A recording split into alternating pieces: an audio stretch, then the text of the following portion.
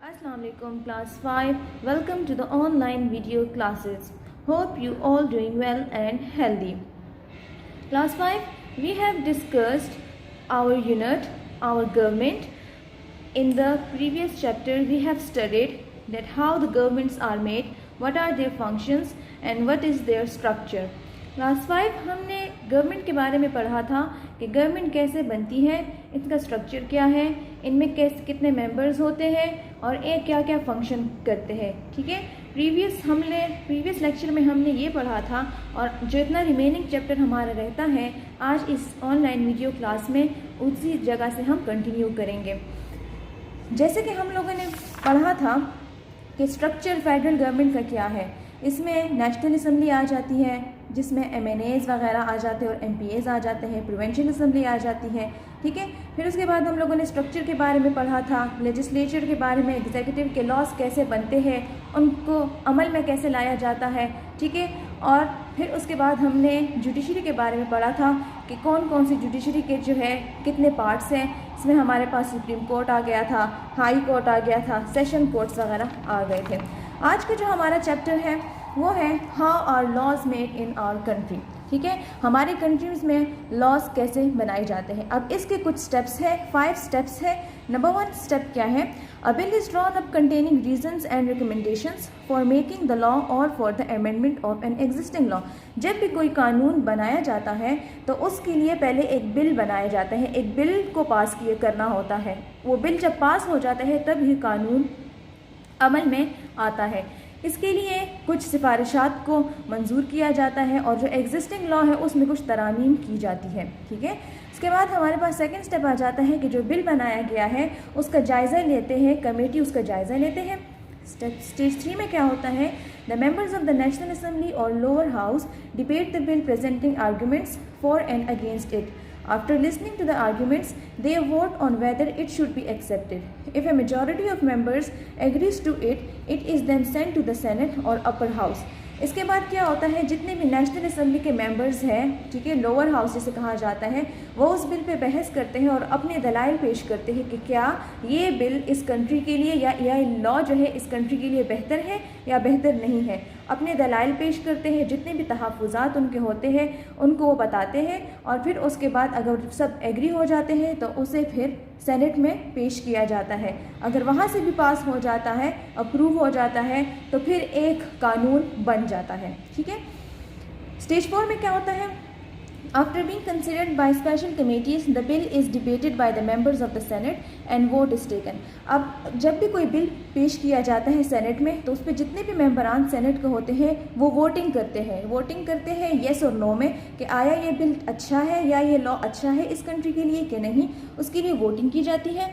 If approve it is then sent to president of Pakistan for the final approval. ठीक है, जब उसके बाद अप्रूव हो जाता है सेनेट से, उसके बाद प्रेसिडेंट ऑफ पाकिस्तान के पास भेजा जाता है ताकि वो उसको अप्रूव करे फाइनली. ठीक है, स्टेज 5 में क्या होता है, if the president approves and sign it then the bill becomes law.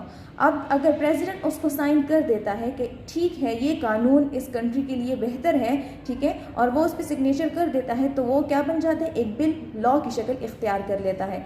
The president does have the power to refuse and to approve the bill. अब प्रेसिडेंट के पास ये पावर होती है कि वो बिल को या तो रिफ्यूज़ कर ले या उसे एक्सेप्ट कर ले. In which case it is sent back for changes to be made. अगर उसमें कोई कमी पेशी हो तो वो दोबारा सेनेट या फिर दोबारा जो है असम्बली हाउस चली जाती है और वहाँ पर उनको बताया जाता है कि इसमें ये तरामीम मज़ीद की जाए ताकि इसे एक्सेप्ट किया जाए.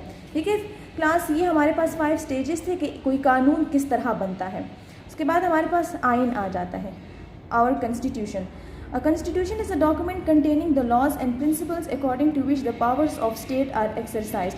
अब आइन क्या होता है, ये बुकलेट की शक्ल होती है जैसे कि आपके बुक में गिवन भी है. 1973 का एक आइन बताया गया है एक बुकलेट में. इसमें तमाम जो है वो लॉज बताए गए हैं, जितने भी लॉज एक कंट्री के होते हैं. ठीक है, अच्छा इसमें क्या होता है, Pakistan present constitution was drawn up in 1973 and it is the most important for everyone to follow the constitution because. अच्छा, अब 1973 में जितने भी कानून हैं इसे हर एक शहरी को चाहिए कि वो इसको फॉलो करे. ठीक है, और जो इसकी खिलाफ वर्जी करता है तो गवर्नमेंट उसके खिलाफ एक्शन लेती है. ठीक है, और पाकिस्तान जो करंटली जो है जो लॉ फॉलो करती है वो 1973 का ही कॉन्स्टिट्यूशन है. ओके, अब वजह क्या बताई गई है, क्यों इम्पोर्टेंट है। It serves A social contract between the government and the people. ये एक मुआहिदा है गवर्नमेंट के बीच में और आवाम के बीच में, ठीक है। आवाम अगर उसे फॉलो करेगी तो ठीक होगा, और अगर नहीं फॉलो करेगी तो फिर उनके खिलाफ एक्शन लिया जाएगा। It helps to keep check and balance on the people in authority. ये लॉ कानून इसलिए भी बनाए जाते हैं ताकि जितने भी लोग हैं, ठीक है, शहरी हैं या जितने भी जो है हुकूमत के बंदे हैं या लोकल गवर्नमेंट्स में जितने भी लोग हैं, उन पे चेक एंड बैलेंस रखा जाए कि आया वो अपनी ड्यूटी सही तरीके से कर भी रहे हैं कि नहीं। It protects the rights of all citizens of Pakistan including the minorities. इसमें तमाम हुकूक बताए गए हैं शहरियों के और उनके भी जो अक़लियत है, यानी क्रिश्चियंस वगैरह हो गए, हिंदू वगैरह हो गए, जो कि पाकिस्तान में रहाइश पजीर हैं और यहाँ के शहरी हैं, उनके हुकूक का भी इसमें जिक्र किया गया है।